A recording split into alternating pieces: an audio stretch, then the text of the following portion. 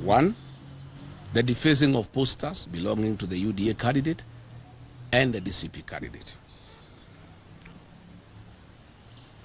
On 1st July 2026, at the Royal Garden Hotel in Ol Kalou Town, Nyandarua County, officers and staff of DCP were brutally attacked by police officers and UDA officials. Their phones and other materials were taken away. 8 reports and statements at Ol Kalou police station were made, and to date, no action has been taken. The notorious Nairobi Sierra gang of rogue police officers that attacked me and Christians at Wetima Church in January is the same group that was led by Mathira Member of Parliament, Eric Wamumbi, to attack DCP officials at the Royal Garden Hotel. So, Mr. Ethokon, whatever violence that has been witnessed in Ol Kalou has been perpetrated by the state. You cannot therefore say you can punish the people of Ol Kalou by postponing their elections on account of violence, whereas it is the government that has created violence in Ol Kalou. The people of Ol Kalou are very peaceful. All the candidates are working together and nobody is fighting each other. The little violence that has been witnessed in Ol Kalou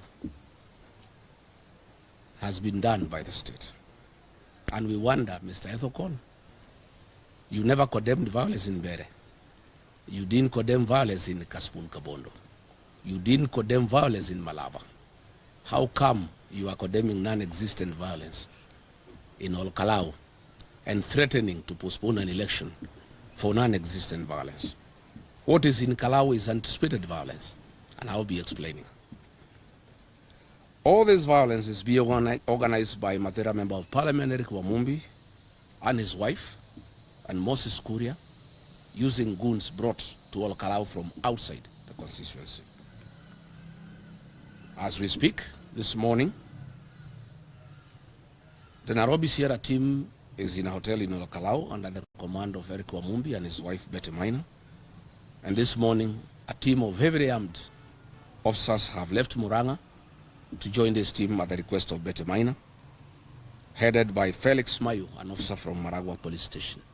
All those officers are heavily armed in plain clothes, and they are going to join the Nairobi Sierra in preparation of violence in Ol Kalou. What we are saying is that the violence is by the state.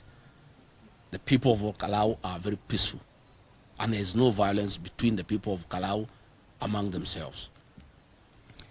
Yesterday, additionally, ahead of 16th July 2026 by-elections, IEBC commissioners are dining with the state to procure and deliver an unfair and predetermined by-election result in favor of the ruling party's candidate.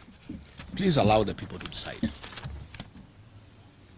You have openly defied all odds to call to order an election of open bribery by the state led by cabinet secretaries, principal secretaries, and state officers who are actively involved in the by-election campaign and breaching the constitutional and legal provisions of Article 75 and 77 of the Constitution of Kenya 2010 and Section 14 of the Election Offences Act 2016.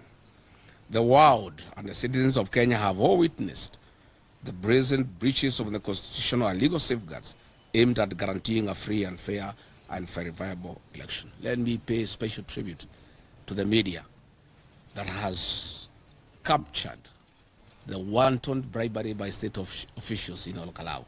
All the newspapers, all the TVs, I want to thank the media. And the chairman of IEBC is now complaining there is bribery in Ol Kalou and saying he can cancel the election because there is bribery. Yet the media has been capturing every day, mainstream media, social media, everybody has seen the wanton bribery going on in Ol Kalou by state officials. Mr. Chairman, how can you threaten to cancel an election because state officials are bribing people, yet you have the law to stop them? You have not summoned any of them. You have not ordered them out of Ol Kalou. Why do you want to punish the people of Ol Kalou?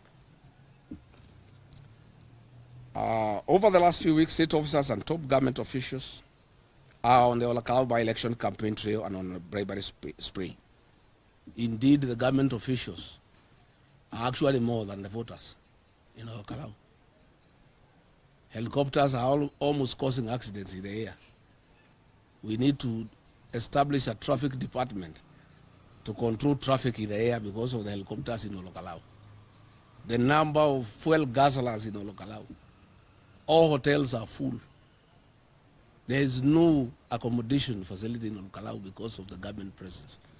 And they are all doing bribery during daylight and at night. Miraculously and curiously, the government of Kenya's development agenda has crystallized in one constituency at the same time. And we have seen the issues of government tokens, including mattresses, gas cylinders, cash handouts, water pipes, purchase of IDs, police intimidation, violence. In fact, even a train has been given to the people of Ol Kalou. And 2 days ago, they even have received boats in a dam where there is no fish or fingerlings. The chairman of IEBC, Mr. Erastus Ethekon, has remained silent when William Ruto has used over 1 billion Kenya shillings in cash in bribes and put 10 billion shillings of taxpayers' funds through his agents to bribe voters until the election in favor of the UDA candidate. After all these schemes have failed and the government polling machinery have reported that the UDA party candidate is performing dismally, IEBC gets instructions and through their chairman, Mr. Erastus Ethekon, threatens to postpone or cancel the elections. And we are asking Mr. Ethekon, where were you? This bribery has gone on for the last 2 months. Why didn't you stop it? There is no violence in Ol Kalou. Violence was in Malava, you never stopped it. Violence was in Narok, you never stopped it. In Kaspul, Kabondo, people were killed, you didn't stop the election. You are now being used by William Ruto to postpone the election because he knows he faces a humiliating defeat next week. Please, Mr. Ethekon, treat the people of Kenya with some bit of intelligence. Where have you been? Do you live in this country? Bribery by state officials is documented every day. And then you come up yesterday to cry. You are crying to Kenyans to do what? You are the one in charge of IEBC. You are the one who is supposed to stop bribery by state officials. Or you are saying all you can do, you are helpless, they stop the election. Oh, there is violence. Which violence? By the state. Ask the IG to stop violence. The people of Ol Kalou are peaceful. You know, IEBC is clearly biased. The Honorable Wajiko Muhia, the MP for Kipipiri,